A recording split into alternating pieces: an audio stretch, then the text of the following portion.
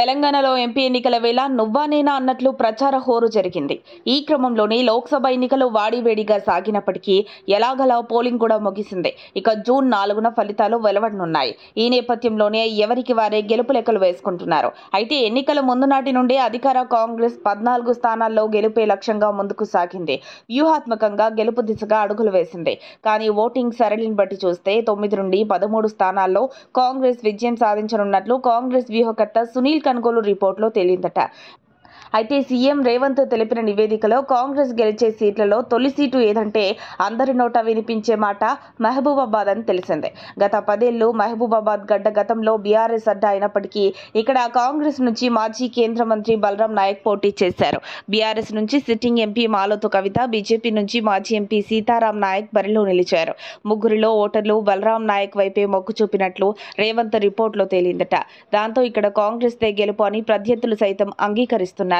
గతంలో ఎంపీగా మంత్రిగా సేవలు చేయటం, నియోజకవర్గంలో అందరితో కలుపుకొని ఉండటం, అందరూ తనవారిగా భావించి ఆదరించడం ఆయనకు కలిసి వచ్చినట్లు కాంగ్రెస్ శ్రేణులు భావిస్తున్నారు.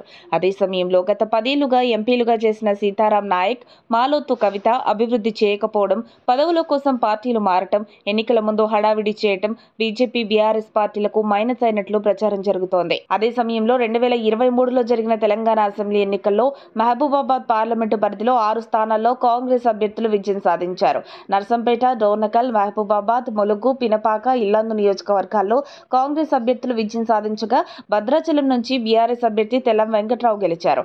అయితే ఆయన కూడా ఇటీవలే బీఆర్ఎస్ ను వీడి కాంగ్రెస్ కూటికి చేరారు. దీంతో మహబూబాబాద్ పరిధిలోని అన్ని అసెంబ్లీ స్థానాలు కాంగ్రెస్ గుప్పిట్లోకి వచ్చినట్లయింది. ఇది కాంగ్రెస్ ఎంపీ అభ్యర్థి బలరాం నాయక్ కి ప్లస్ పాయింట్ అయింది. ఇక ములుగు నుంచి ఎమ్మెల్యేగా గెలుపొందిన సీతక్క మంత్రిగా వ్యవహరిస్తున్నారు. ఆమెకి పార్లమెంటు పరిధిలో ఉన్న పట్టు బలరాం నాయక్ కి బలంగా మారింది. అలాగే మంత్రి తుమ్మల కూడా విస్తృతంగా పర్యటిస్తున్నారు.